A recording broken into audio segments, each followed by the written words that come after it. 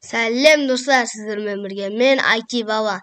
Бүгін біз сіздерменен Scratch'тың бағдарламасының 4-ші сабағы бұл события, яғни оқиғалар тізбегін өтетін боламыз. Бұл жердегілердің программалары өте оңай. Олар когда нажать, когда клавиша нажата, когда спрайт нажат, когда фон сменился, когда громкость нажата, когда я получу сообщение, и осы блоктарды өтетін боламыз. Когда нажат, бұл бізде әрбір неде керек, әрбір циклға керек. Себебі, егер мына жасыл ту, яғни жасыл ту басылғанда деп тұр. Егер біз мынаны басатын болсақ, мынаның астына тізбектелген тапсырмаларды бұл орындайтын болады. Міне. Орындамады бірақ. Мысалы, когда нажать, идти, он шаг, повернуться и былай тағы бір. И перейти случайно. Будет 1 секундтик. Міне. Ал енді бастық, қазір мына жасыл ту басылғанда дейді, мына тапсырмаларды бізге орындайды. Міне. Біздің айтқанымызды берілген циклды орындады. Енді, когда клавиша пробел нажат, пробелдің орнын біз басқан кезде оның астына любой нелер болады. Яғни, клавиатурадағы қай кнопканы басқаныңды белгілейсің. Сол кнопка басқан кезде соның астындағы циклдер орындайды. Мысалы, біз мынерге стрелка вправо дедік. Енді оң жағы басылған кезде деп тұр ғой. Енді біз мынаны оңға қойсақ, міне, оң жағын басқан кезде ол оңға қарай жылжиды. Міне олар осылай. Ал мынаны стрелка вниз дейік. Жоқ, вверх дейік. Енді изменить y-на 100 дейміз ғой. 10 дейміз ғой. Себебі бұл жоғары кетеді, яғни жоғарғы төменгісі бұл y. Y-ды оңға қосқан кезде ол жоғары, минус санға арттырған кезде ол төмен түседі. Міне. Ал енді біз жоғарыны бассақ, ол жоғары көтерілді. Яғни мынерде кез келген блокты, кез келген клавишті таңдаймыз, және сол клавиш басылғанда мына жердегі тізбектелген тапсырмаларды орындап береді. Ал келесі, бұл бізде когда спрайт нажат. Яғни, кейіпкер мына мышка, указатель мышпен басылған кезде орындайтын дыбыс нәрсе. Мысалы, біз алдыңғы тақырыптағы звукты қойсақ, играть звук до конца, мяу. Енді біз оны бассақ, міне, басқан кезде ол берілген тапсырманы орындады. Ал келесі блок бұл когда фон сменился на фон 1. Яғни мына бұл кейіпкер басылғанда орындайды. Ал когда фон сменился на фон 1 дейді. Яғни мынерде фондар таңдаймыз. Сол фонға ауысқан кезде бұл не істейді? Мысалы, біз екі фон жасайық. Біреуі ақ, екіншісін басқаша түспен белгілейік. 4 бұрыш қояйық мынерге. Енді мынау фон 1-ге ауысқан кезде ол не істеу керек? Көріну керек. Алдыңғы тақырыптағыдай показаться. Ал фон 2-де көрінмеу керек. Керек емес бізге. Шығып кетті ғой көбірек. Міне, фон 2-де тығылу керек. Міне, қазір біз мына спрайтты мында қойсақ, енді бұлай қойдық қой.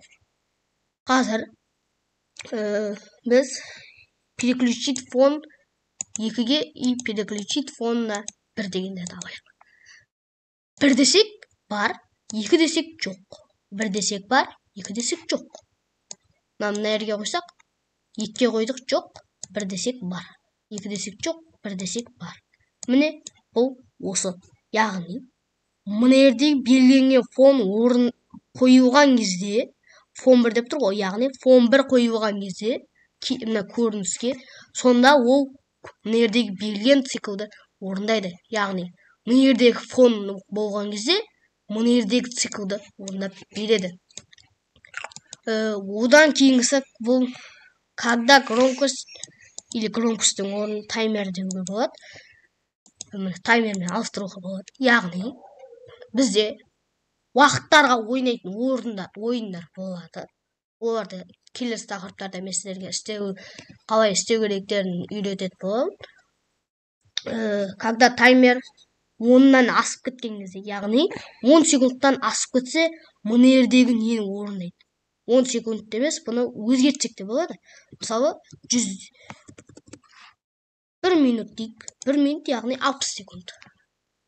Енді ол 61 минут болған кезде таймер уже уақыт аяқталды деуі мүмкін. И сол кезде мына жерде астындағы циклды орындап береді. Ал громкость десек, яғни звук тақырыбындағы. Мына громкостьті бассақ, бұл өзінің қанша екенін астынан шығады. 100 деп тұр. Егер біз громкостьті установить громкостьна 60 дейтін болсақ, бастық. Қазір 100-де тұрсын. Енді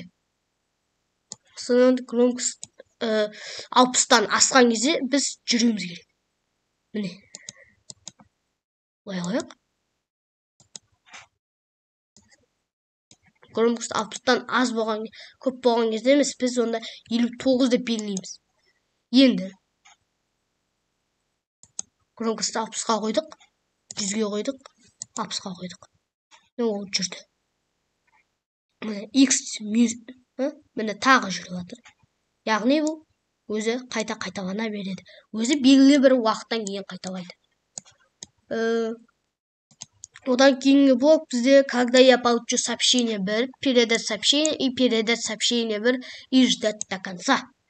Яғни бұл біз бір циклді орындағаннан кейін келесі цикл астына дейін толып қалыпты, одан тағы кету керек.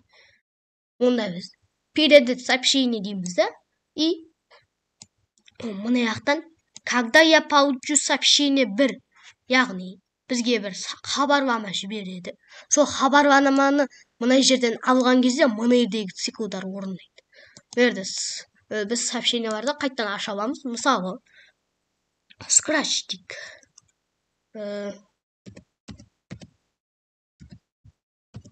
Scratch. Міне. Осыны алған кезде мерден Scratch'ті белгілесек. Когда нажать передать Scratch и идти он.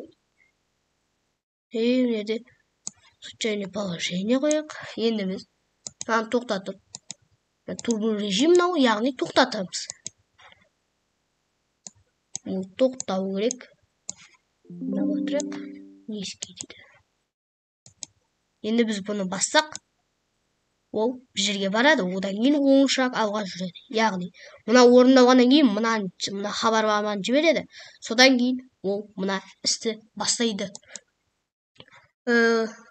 Яғни, бүгінгі тақырып болса, ал мынау бұл, яғни, бұл сол хабарламаны алып, ол хабарлама орындап бітем дегенше, осы цикл орындап бітем дегенше, прямой күтеді.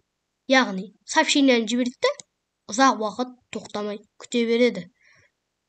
Яғни, бүгінгі циклдар осындай, яғни оқиғалар. Осы нәрселер орындалған кезде, астындағы циклдар орындалады. Бүгінгі тақырып осындай. Ұнаса лайк басып каналға тіркелуді ұмытпаңыздар. Қош, сау болыңыздар.